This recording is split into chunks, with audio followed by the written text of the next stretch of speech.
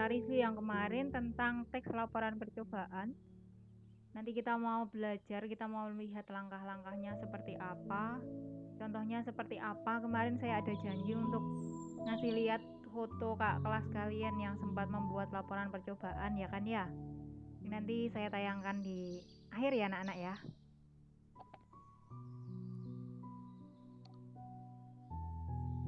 Ini kemarin sudah dijelaskan, misalnya jelaskan ulang pengertian dari teks laporan percobaan.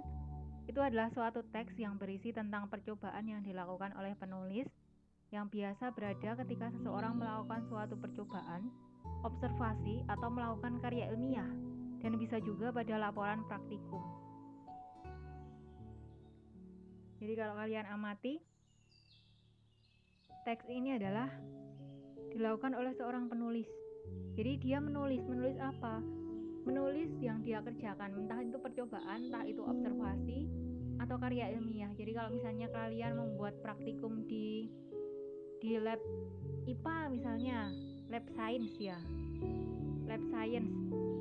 Nah itu kalian di sini belajar di sini melakukan sebuah percobaan. Nah teks yang kalian buat, laporan yang kalian buat itu nanti berwujud teks laporan hasil percobaan.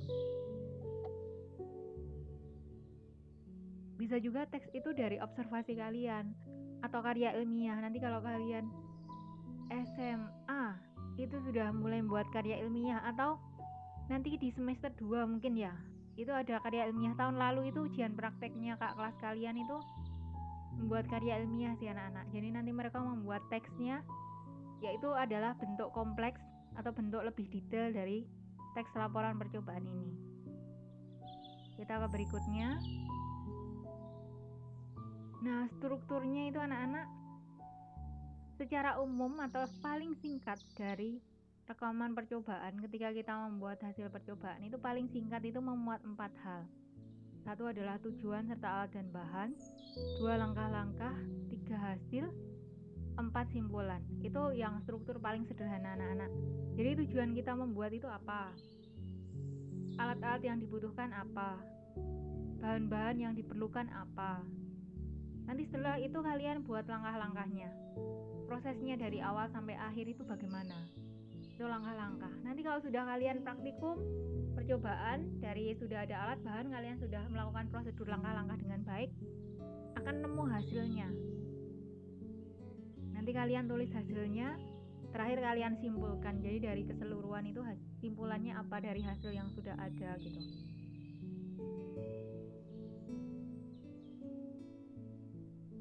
Nah anak-anak, ketika dibuat dalam struktur yang lebih lengkap lagi, itu laporan percobaan bisa 7, minimal 7 gitu strukturnya yang lebih lengkap. Kalau yang paling setidaknya kan tadi butuh 4 ya, yang struktur paling sederhana saja kalian butuh 4. Nanti kalau misalnya kita sudah mau masukkan teori, kita masukkan buku referensi sebagai penunjang atau tempat kita mencari data, maka struktur teks laporan percobaan ini setidaknya ada 7. Yang pertama adalah tujuannya, 2 kajian teori. Kajian teori itu adalah teori yang kita pakai, jadi semacam referensi yang kita pakai, kita ambil itu referensi dari mana gitu. Terus yang ketiga alat dan bahan, alat-alat yang kita perlukan apa, bahan-bahannya apa saja. Yang keempat prosedur atau cara kerja. Yang kelima pembahasan. Jadi kalau misalnya kita dibuat struktur lebih lengkap gitu, setelah prosedur cara kerja, yang kelima adalah pembahasan, 6 adalah hasil pengamatan, dan 7 adalah ditarik kesimpulannya. Simpulannya itu apa? Yang pertama tujuan, berarti tujuan kalian membuat laporan itu apa? 2 kajian teori itu yang kalian jadikan dasar itu apa? 3 alat-alat yang kalian gunakan, bahan-bahan yang digunakan itu apa saja? 4 prosedur atau cara kerjanya seperti apa? 5 kalau sudah ketemu yang kalian kerjakan, nanti kalian mulai bahas. Habis itu kalian dari hasil pembahasan, hasil pengamatan, itu apa yang kalian dapatkan, terakhir kalian tarik kesimpulan atau simpulan gitu. Berikutnya, ciri-cirinya kita kemarin minggu lalu ketika kita Zoom akbar sudah membahas ini ya anak-anak. Kita ulangi ciri-ciri teks laporan percobaan. 1, harus mengandung fakta. Berarti yang kita jelaskan ini adalah fakta, kenyataan, bukan opini saja, tapi yang sungguh-sungguh terjadi gitu. Bersifat objektif itu artinya tidak memihak siapapun. Jadi yang kita sampaikan adalah objektif, kita tidak berpihak kepada A atau B. Dan hasilnya seperti apa kita tidak ikut-ikut. Hasilnya ya apa yang kita ujikan itu yang kita tarik simpulan. 3, harus ditulis sempurna dan lengkap. Jadi laporan percobaan itu harus ditulis secara lengkap, sempurna dari awal sampai akhir, itu detail anak-anak. Jadi karena sifatnya laporan percobaan itu berarti orang-orang yang belum melakukan percobaan dari laporan kalian itu tahu gambarannya nanti seperti apa. 5, tidak memasukkan hal yang menyimpang, mengandung prasangka atau pemihakan. Jadi di sini tidak ada memasukkan hal yang menyimpang atau keluar dari prosedur, mengandung prasangka atau menduga-duga gitu anak-anak, atau pemihakan atau memihak ke satu pihak gitu, nggak boleh. Karena percobaan itu adalah sifatnya kita bersifat objektif sesuai fakta gitu. Berikutnya adalah disajikan secara menarik, baik dalam hal tata bahasa yang jelas, isinya berbobot maupun susunan logis. Jadi anak-anak di sini adalah harus disajikan secara baik dan menarik, bahasanya jelas, isinya berbobot maupun susunan logis. Jadi sebisa mungkin yang kita buat itu harus menggunakan struktur yang baik gitu. Karena kita sesuatu yang logis sesuai logika gitu anak-anak. Isinya berbobot di sini maksudnya adalah ya sesuai secara ilmiah gitu anak-anak. Jadi kita tidak asal, tapi benar-benar kita uji dengan sungguh-sungguh. Berikutnya adalah langkah-langkah yang harus diperhatikan dalam menulis sebuah laporan hasil pengamatan. Baik, berikut. Yang pertama, membuat judul laporan yang benar sesuai dengan pengamatan yang dilakukan. 2, menyusun kalimat pembukaan. 3, menyusun isi laporan yang berisi gagasan-gagasan pokok dan saran yang disertai alasan terhadap laporan hasil pengamatan. 4, menulis kalimat penutup. Jadi hal yang harus kita perhatikan secara keseluruhan ketika kita nanti membuat laporan percobaan anak-anak. Jadi judul laporannya apa, kalimat pembukaan di awal. Jadi setidaknya tahu tujuan awalnya itu kita tahu. Orang-orang tahu dari percobaan yang kalian buat itu tujuannya apa, tahu. Habis itu isi dan terakhir nanti ditutup simpulannya apa, hasilnya apa. Kita mau lihat contoh membuat lilin air. Percobaan yang tahun lalu anak-anak mencoba, terus tahun sebelumnya juga sudah mencoba. Jadi 2 tahun berturut-turut mencoba percobaan ini anak-anak. Tujuannya kita lihat. Contoh percobaan membuat lilin air. Tujuan membuat hiasan rumah. Hiasan rumah bisa tujuan yang lain, misalnya kalian ingin, jadi kalau misalnya saat urgent, saat mati listrik misalnya, kalian bisa menggunakan ini, mencoba membuat lampu hias ini. Alat dan bahan ini fleksibel ya anak-anak, tapi kita mau coba yang dengan menggunakan cotton bud.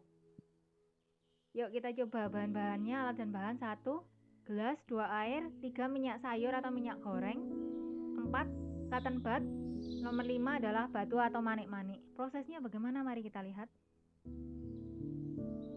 Yang pertama, letakkan batu atau manik-manik ke dalam gelas. Fungsinya untuk hiasan sekaligus menguatkan cotton bud agar tidak gerak atau bergerak. Selanjutnya, letakkan cotton bud atau tisu bisa. Kalau tisu itu harus ini anak-anak, harus disanggah sama kayak tutup plastik gitu. Kalau kalian beli minuman itu kan bisa ya, kan biasanya tutupnya plastik ya. Nah nanti tengahnya kalian kasih lubang, terus kalian kasih tisu, itu juga bisa. Ke bagian tengah gelas, lalu isi air sekitar 2/3 gelas. Jadi kalau misalnya cotton bud bisa, kalau tisu itu harus pakai tatakan, kayak tatakannya adalah penutup gelas plastik gitu. Kita proses selanjutnya. Tuangkan minyak sampai mengenai sedikit kapas cotton budnya. Jadi kalau misalnya menggunakan cotton bud, tuangkan minyak. Jadi kan air sama minyak kan tidak bersatu ya anak-anak, nanti bawahnya pasti air, atasnya minyak. Nah terus kalian tuangkan minyak sampai mengenai sedikit kapas cotton bud, atau kalau tisu ya bagian bawahnya tisu gitu. Nah nanti kalau sudah, lilinnya sudah jadi. Tinggal yang terakhir, nyalakan dengan korek api pada ujung cotton bud atau pada ujung tisu kalau kalian menggunakan tisu. Ya, ini contohnya anak-anak. Simpulannya adalah, jadi bisa yang ditarik dari kesimpulan ini adalah apabila terjadi pemadaman oleh PLN, lilin air ini dapat digunakan sebagai penerang alternatif. Dua lilin ini juga dapat dijadikan hiasan di rumah. Jadi kalian bisa lihat strukturnya, bawah itu ada batu, terus ada penyangga untuk menyangga cotton budnya itu, terus dikasih air 2/3 kurang lebih, terus atasnya dikasih minyak sayur gitu atau minyak goreng. Nah, habis itu dinyalakan, jadilah lilin air gitu. Itu ya, kalau pakai cotton bud itu kan bisa ini ya anak-anak, batu kan ya nanti penyangganya. Kalau kalian pakai tisu berarti atasnya minyak itu kalian pakai cup bekas botol minum. Kalau misalnya kalian beli minuman gelas itulah anak-anak. Ini tahun lalu anak-anak, mereka membuatnya dengan, kalau yang ini kan pakai batu ya, penyangga cotton bud. Ini mereka membuatnya dengan yang penutup cup, jadi bekas minuman gitu anak-anak. Nah, ini angkatan 2 tahun yang lalu lebih tepatnya. Sekarang mereka kelas berapa? 10 kalau tidak salah. Nah, ini adalah gelas, terus airnya itu dikasih warna, pewarna makanan gitu. Dikasih minyak, terus dikasih penutup plastik gitu. Terus tengahnya kasih tisu, nah baru dinyalakan. Ini kak kelas kalian mencoba di ruang bahasa 7 ini. Nah, ini mereka mencoba, ada yang menuangkan minyak, ada yang menggunting tisu. Jadi mereka tidak membawa cotton bud. Mereka waktu itu, angkatan mereka itu memakai tisu sama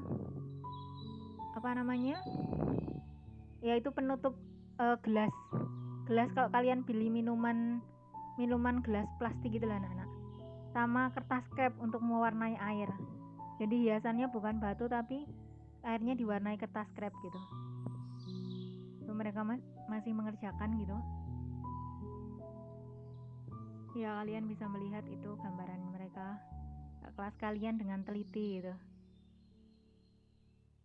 Nah, ini hasilnya, kalian bisa lihat dari kelas kalian, air yang sudah dikasih kertas krep berwarna, atasnya minyak, terus dikasih tutup minuman gelas gitu, terus ada tisu. Nah, tisunya dinyalakan bisa juga. Jadi alternatifnya bisa tisu, bisa cotton bud. Terima kasih anak-anak sudah mendengarkan. Silakan kalian kerjakan tugas berikutnya, yaitu kuis. Tetap semangat, tolong tetap jaga kesehatan ya. Terima kasih, Tuhan memberkati kalian. Sampai ketemu lagi minggu depan ya. Jaga diri kalian baik-baik, makan istirahat yang teratur, jaga kesehatan. Tuhan Yesus memberkati.